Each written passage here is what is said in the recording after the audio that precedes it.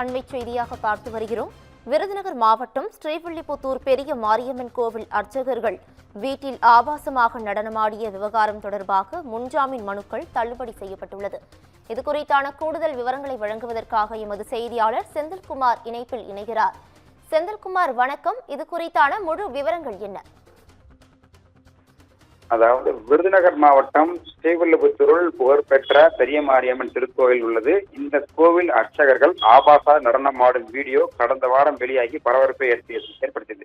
இது தொடர்பாக அளிக்கப்பட்ட புகாரின் பேரில் கீழூத்து நகர் காவல்துறையினர் அர்ச்சகர் கோமதி நாயகம் உள்ளிட்டோர் மீது வழக்கு பதிவு செய்து விசாரணை நடத்தி வருகின்றனர். இதற்கு தலைமாறாக உள்ள அர்ச்சகர்களை பிடிப்பதற்காக தனிப்படை என்பது அமைக்கப்பட்டுள்ளது.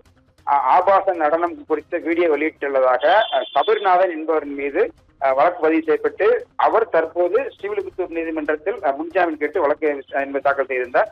இவர் மீதான வழக்கு விசாரணையை தற்போது நீதிமன்றம் மனுவை தள்ளுபடி செய்து உத்தரவிட்டுள்ளது. மேலும் இதே போல அர்ச்சகர்கள் கோமதி நாயகம், வினோத், கணேசன் ஆகிய 3 பேரும் முன்ஜாமீன் கேட்டு மனு தாக்கல் ஸ்ரீவில்லிபுத்தூர் முதன்மை நீதிமன்றத்தில் தாக்கல் செய்தனர்.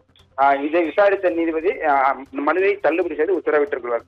குறிப்பாக இது போன்ற குற்ற செயல் ஈடுபவர்கள் புனிதமான கோவிலுக்குள் அனுமதிக்க முடியாது என்பதை வலியுறுத்தி ஜாமீன் மனுவை நிராகரித்து நீதிபதி உத்தரவிட்டுள்ளார்.